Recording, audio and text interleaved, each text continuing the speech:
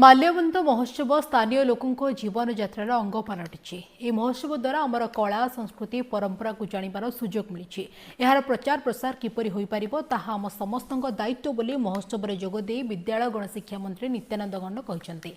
मालकानगिरी जिलार विकास पई केंद्र और राज्य सरकार विभिन्न योजना उपरे आलोकपात करी जिले में 116 कोटी टंका व्यय 58टी प्राथमिक विद्यालय छात्रावास निर्माण केंद्र सरकार पीएम जन मन योजना अधीन 40 कोटी व्यय 16टी छात्रावास योजना करा जायथिबा बेले धरती आबा जनजातीय ग्राम्य उत्कर्ष अभियान योजन 50 कोटी टंका मंजूरी होइथिबा से सूचना दैछन्ति। उत्सव में मालकानगिरी विधायक नरसिंह माड़कामी, जिला परिषद अध्यक्षा समारी तांगुलु, आरक्षी अधीक्षक विनोद पाटिल एच प्रमुख जोग दैथिले।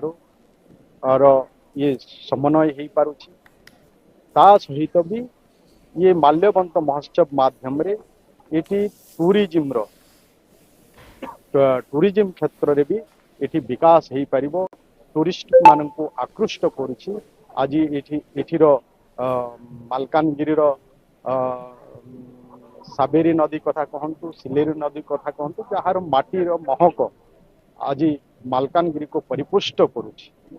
आज अनेक एमती टूरिस्ट प्लेस जो रही बंडा घाटीर कथा कहतु, माल्यवंत पहाड़ कथा कहतु, एमती अनेक जगह अच्छी जहाँकि अनेक टूरिस्ट ये आकृष्ट हमें आसंती आगामी